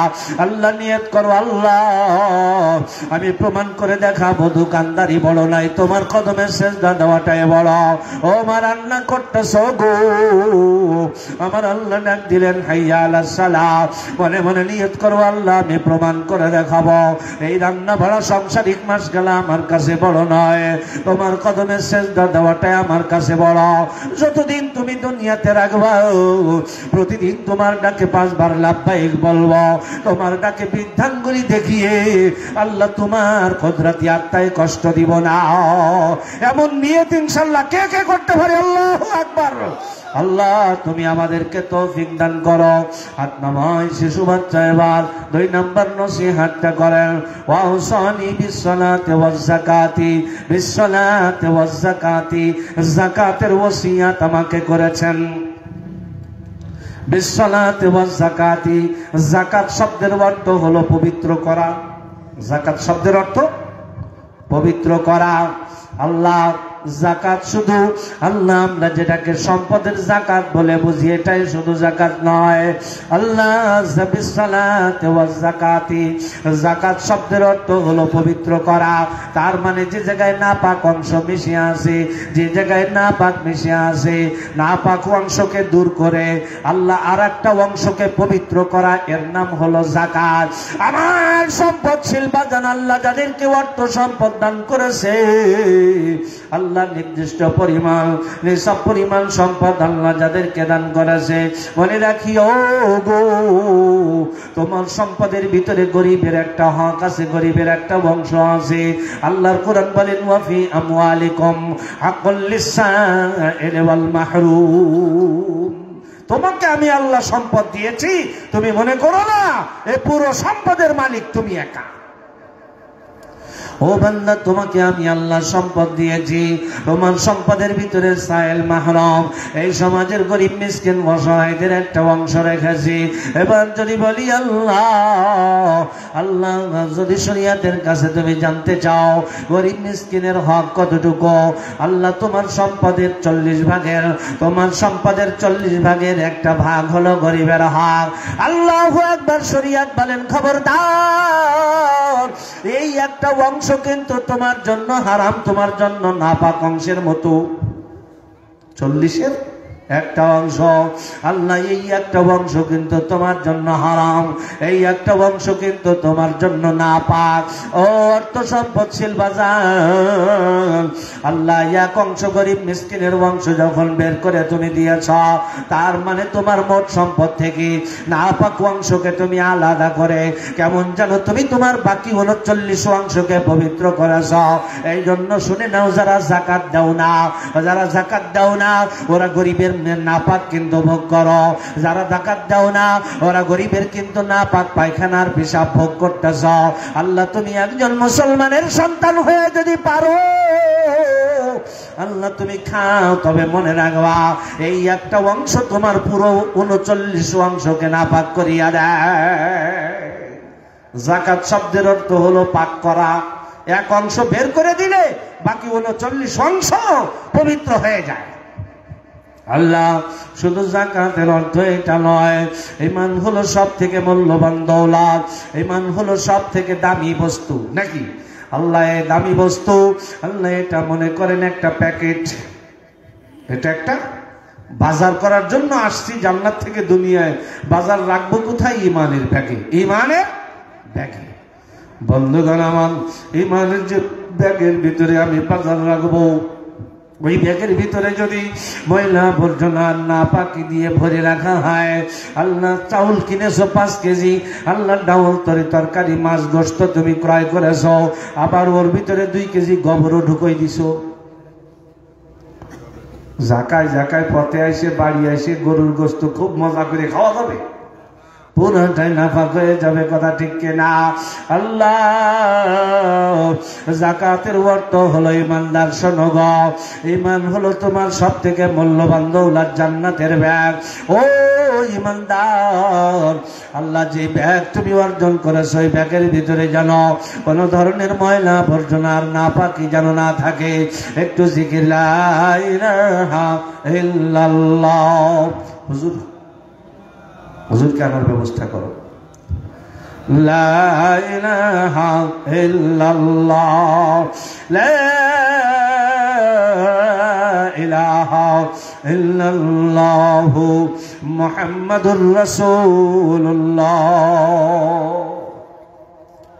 ঈমান, এই ব্যাগের ভিতরে আমি জান্নাতের বাজার নামাজ ঢুকাবো, এই ব্যাগের ভিতরে জান্নাতের বাজার রোজা ঢুকাবো, তিলাওয়াত ঢুকাইবো, তাসবিহ ঢুকাইবো, তাহলিল ঢুকাইবো, ইবাদত আর বন্দেগী সব জান্নাতের বাজার ঢুকাইবো।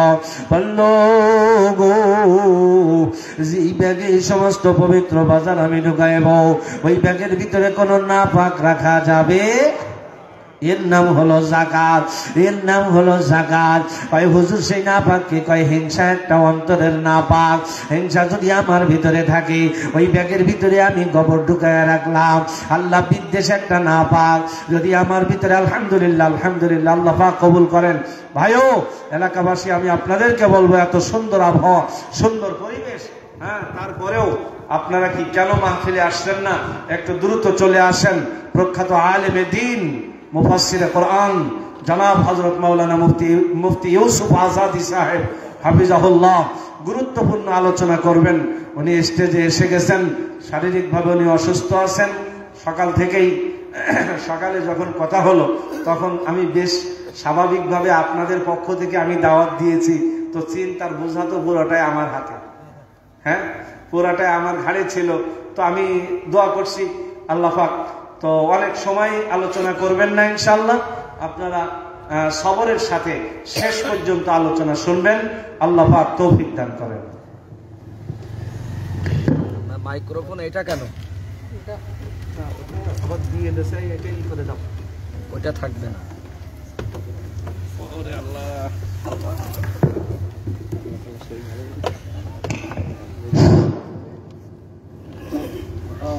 মাশাআল্লাহ, জাযাকাল্লাহ, হায়াকাল্লাহ। আমাদের খাজুরার মুরব্বী মুফতি রেজাউল করিম সাহেব হুজুর অত্যন্ত গুরুত্বপূর্ণ নসিহত পেশ করলেন। সম্মানিত